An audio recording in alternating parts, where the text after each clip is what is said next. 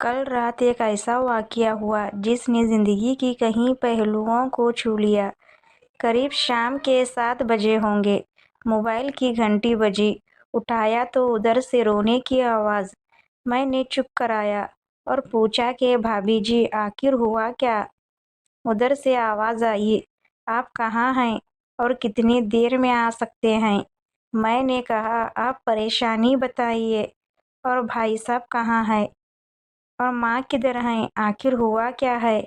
लेकिन उधर से सिर्फ एक ही रट कि आप फौरन आ जाइए। मैं उसे मुतमईन करते हुए कहा कि 1 घंटा लगेगा पहुँचने में। जैसे तैसे घबराहट में पहुँचा। देखा कि भाई साहब जो हमारे जज दोस्त हैं सामने बैठे हुए हैं। भाभी जी रोना चीखना कर रही हैं। 12 साल का बेटा भी परेशान है और 9 साल की बेटी भी कुछ कह नहीं पा रही है। मैंने भाई साहब से पूछा कि आखिर क्या बात है। भाई साहब कुछ जवाब नहीं दे रहे थे। फिर भाभी जी ने कहा, ये देखिए तलाक के कागजात कोर्ट से तैयार करके लाए हैं। मुझे तलाक देना चाहते हैं। मैंने पूछा, ये कैसे हो सकता है। इतनी अच्छी फैमिली है, 2 बच्चे हैं, सब कुछ सेलेक्टेड है। पहले नज़र में मुझे लगा कि ये मजाक है, लेकिन मैंने बच्चों से पूछा, दादी किधर है। तो बच्चों ने बताया, पापा इन्हें 3 दिन पहले नोएडा के ओल्ड एज होम में शिफ्ट करके आए हैं। मैंने नौकर से कहा, मुझे और भाई साहब को चाय पिलाओ। कुछ देर में चाय आई। भाई साहब को मैंने बहुत कोशिश की चाय पिलाने की, मगर इन्होंने नहीं पिया और कुछ ही देर में वो मासूम बच्चे की तरह फूट फूट कर रोने लगे और बोले, मैंने 3 दिनों से कुछ भी नहीं खाया है। मैं अपनी 61 साल की माँ को कुछ लोगों के हवाले करके आया हूँ।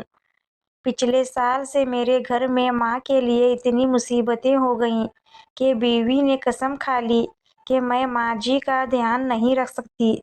ना तो ये इनसे बात करती थी और ना मेरे बच्चे इनसे बात करते थे।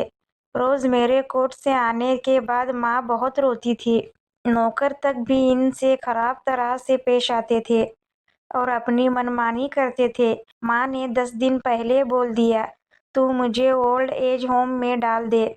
मैंने बहुत कोशिश की पूरी फैमिली को समझाने की, लेकिन किसी ने माँ से सीधे मुंह बात तक नहीं की। जब मैं 2 साल का था तब अब्बू इंतकाल कर गए थे। माँ ने दूसरों के घरों में काम करके मुझे पढ़ाया, इस काबिल बनाया कि मैं आज एक जज हूँ।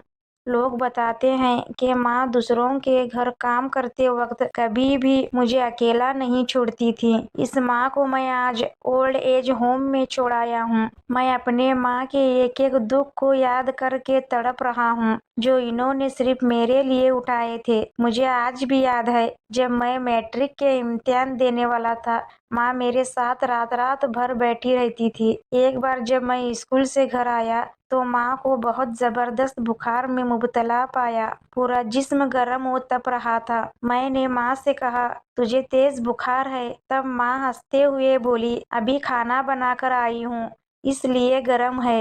लोगों से उधार मांगकर मुझे यूनिवर्सिटी से LLB तक पढ़ाया।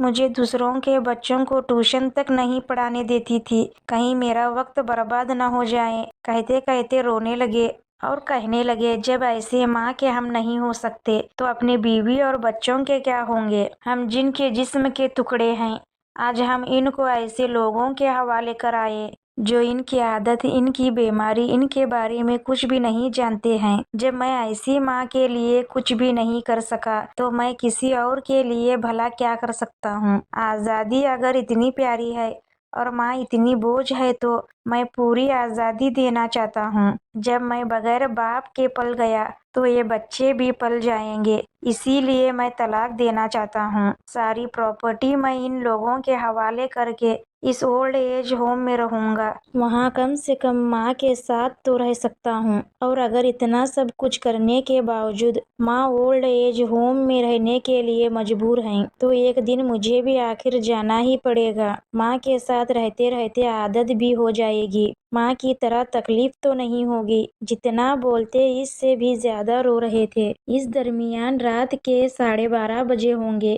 میں نے بھابھی جی کے چہرے کو دیکھا، ان کے چہرے پچھتاوے کے جذبات سے بھرے ہوئے تھے۔ میں نے ڈرائیور سے کہا، ابھی ہم لوگ اولڈ ایج ہوم چلیں گے۔ بھابھی جی، بچے اور ہم سارے لوگ اولڈ ایج ہوم پہنچے۔ بہت زیادہ گزارش کرنے پر گیٹ کھولا۔ بھائی صاحب نے گیٹ کیپر کے پیر پکڑ لیے، بولے میری ماں ہے، میں اسے لینے آیا ہوں۔ چوکیدار نے پوچھا، کیا کرتے ہو صاحب؟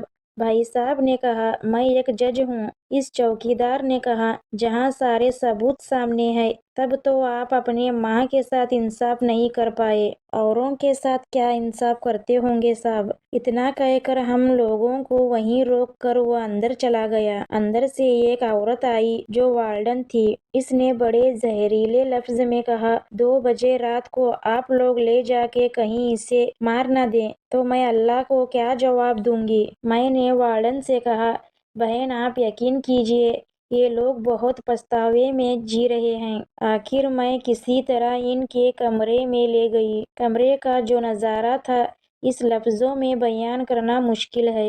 صرف ایک فوٹو جس میں پوری فیملی ہے، وہ بھی ماں کے بغل میں، جیسے بچے کو سلا رکھا ہے۔ مجھے دیکھی تو ایسے لگا کہیں بات نہ کھل جائے، لیکن جب میں نے کہا کہ ہم لوگ آپ کو لینے آئے ہیں تو پوری فیملی ایک دوسرے سے لپٹ کر رونے لگی۔ آس پاس کے کمروں میں اور بھی بزرگ تھے، سب لوگ جاگ کر باہر تک ہی آ گئے۔ ان کی بھی آنکھیں نم تھیں۔ کچھ وقت کے بعد چلنے کی تیاری ہوئی۔ پورے اولڈ ہوم کے لوگ باہر تک آئے۔ کسی طرح ہم لوگ اولڈ ایج ہوم کے لوگوں کو چھڑا پائے۔ سب لوگ اس امید سے دیکھ رہے تھے شاید انہیں بھی کوئی لینے آئے۔ راستے بھر بچے اور بھابھی جی تو چپ چاپ رہیں، مگر ماں اور بھائی صاحب ایک دوسرے کے جذبات کو اپنے پرانے رشتے پر بٹھا رہے تھے۔ گھر آتے آتے قریب رات کے 4 بج گئے۔ بھابھی جی بھی اپنی خوشی کی چابی کہاں ہے یہ سمجھ گئی تھیں۔ میں بھی چل دیا، لیکن راستہ بھر وہ ساری باتیں اور نظارے آنکھوں میں گھومتے رہے۔ ماں صرف ماں ہے، اس کو مرنے سے پہلے نہ ماریں۔ ماں ہماری طاقت ہے، اسے کمزور نہ ہونے دیں۔ اگر وہ کمزور ہو گئی تو ثقافت کی ریڑھ کمزور ہو جائے گی، اور بنا ریڑھ کا سماج کیسا ہوتا ہے یہ کسی سے چھپا ہوا نہیں ہے۔ اگر آپ کے آس پاس کے رشتے دار میں اسی طرح کے کوئی مسئلے ہو تو انہیں یہ ضرور پڑھوائیں اور اچھی طرح سمجھائیں۔ کچھ بھی کریں لیکن ہمیں جنم دینے والی ماں کو بے گھر بے سہارا نہیں ہونے دیں۔ اگر ماں کے آنکھوں سے آنسو گر گئے تو یہ قرض کئی جنموں تک رہے گا۔ یقین مانیے سب ہوگا تمہارے پاس، لیکن سکون نہیں ہوگا۔ سکون صرف ماں کے آنچل میں ہوتا ہے۔ اس آنچل کو بکھرنے مت دینا۔ اس دل کو چھو لینے والی داستان کو خود بھی پڑھیں اور اپنے بچوں کو بھی پڑھنے کو دیں تاکہ اس سے عبرت حاصل کر سکیں۔ اگر آپ کو یہ چھوٹی سی کہانی اچھی لگے تو میرے چینل کو سبسکرائب کیجیے۔ ملتے ہیں اگلی ویڈیو میں، تب تک کے خدا حافظ۔